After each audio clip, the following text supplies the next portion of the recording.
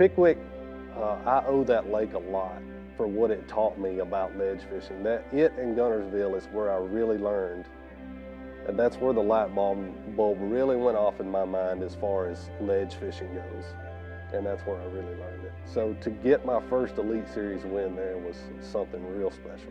During practice in that event, like I said, I knew where a lot of that community stuff was, so that freed up a lot of my time to idle with my Lowrances and look for off-the-wall kind of schools. And I fished Guntersville and Pickwick and all the TVA chain enough to know anymore in the summertime, if you want to find an off-the-wall school, so to speak, you're going to have to go deeper or shallower than most guys are going. You can't look in that 12 to 20 because that's where everybody's.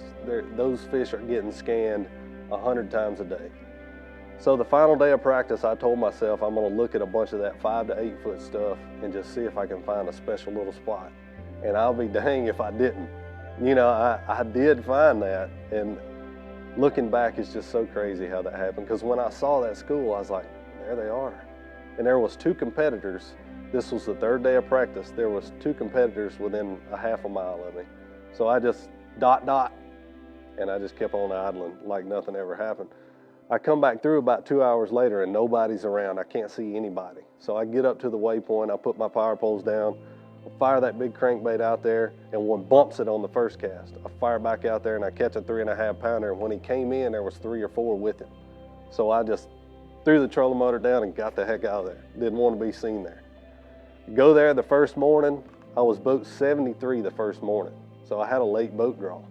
And I was like, if nobody found it, it could be special.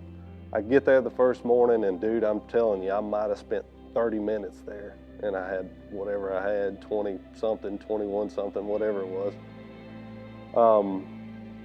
And then, like you said, every single morning I had this doubt in my mind, running all the way there from Counts, Tennessee. You know, it's a 35, 40 minute run. I wonder if they're still gonna be there. I wonder if they're still gonna be there. Every morning I'd get there, I'd shine that active target up there, doop, doop, doop, doop, doop, doop. I see them lined up. It's like they're sitting there with their mouths open, waiting for me. And you know, I had to progress with my baits a little bit. First day I caught some big ones on a big crankbait and stuff like that. And then I ended up catching a bunch of them on the worm as the tournament went on. But the way it all worked out, man, it was just meant to be, just was. So I carried, I think, a 3.5 pound lead into the final day, I believe it was. So I told myself I needed to get to about 18. I knew if I got to about 18 or so, it would be hard.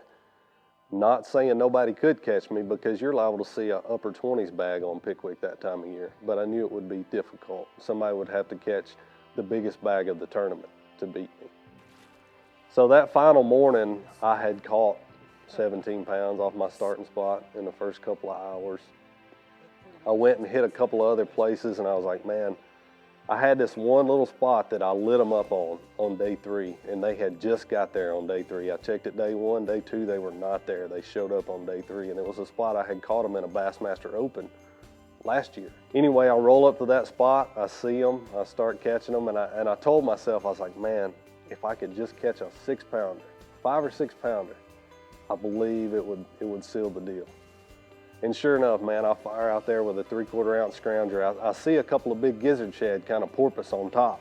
And to a Tennessee River guy, that tells you there's something down there feeding on them big gizzard shad, is why they're doing that. So I pick up that big scrounger, I fire it out there, and it loads up. And when I first set the hook on it, I didn't think it was that big.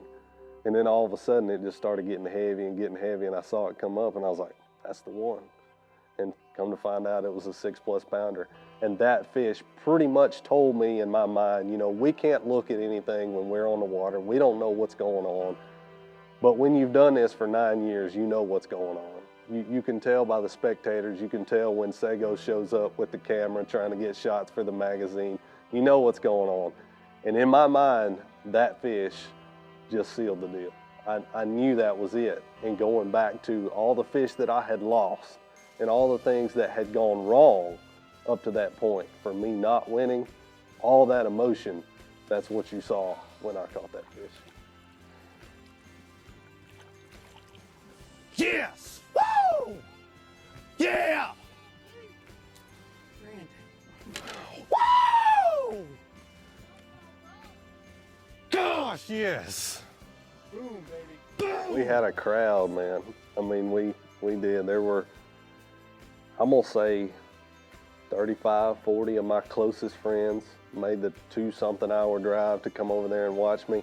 Guys that I honestly haven't talked to in years, guys that I fished the Wednesday nighters with on Timms Ford Lake, drove over there to watch me get that win because they had seen that fish catch and they knew that I had pretty much sealed the deal. So, man, that meant a lot to me, and that goes back to what I was saying about your support system and the fact I mean it when I say I wanted it for them worse than I did for myself.